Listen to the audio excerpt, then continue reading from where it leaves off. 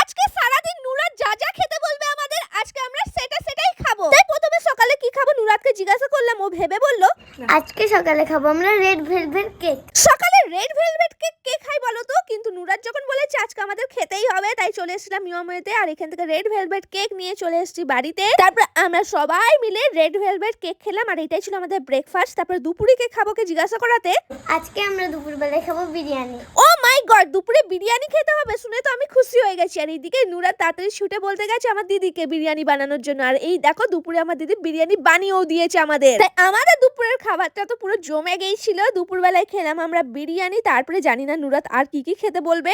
আমরা বিকালে খাবো এখন আইসক্রিম। এই দেখেছো বলতে না বলতে এক্ষুনি আইসক্রিম খাওয়ার কথা বলে দিয়েছে। তাই আমরা দেরি না করে তাড়াতাড়ি সামনের একটা দোকানে গিয়ে আমরা আইসক্রিম নিতে চলে এসেছি। নিজের পছন্দের আমরা আইসক্রিম নিয়ে চলে এসেছি বাড়িতে। এই আইসক্রিম গুলো আনতে আনতে জানো তো সন্ধ্যা হয়ে গিয়েছিল আর আইসক্রিমটা খেতে অনেক সুন্দর ছিল। তারপরে রাতের খাবারে কি বললো দেখো, নুরাত বললো রাতের খাবারে খাবে নাকি স্যুপ। তাই আমরা দেরি না করে চলে এলাম একটা ক্যাফেতে। আর এই দেখো এখান থেকে নিয়ে নিয়েছি আমার বরের ফেভারিট মানচাও স্যুপ। শীতের মধ্যে গরম গরম স্যুপ খেতে তো খুব সুন্দর লাগে। আর আমাদের চ্যালেঞ্জটাও কমপ্লিট হয়ে গেছে। তো তোমরা এবার কমেন্ট করে বলো তোমরা আর কেমন টাইপের ভিডিও দেখতে চাও, ঠিক তেমনই করবো।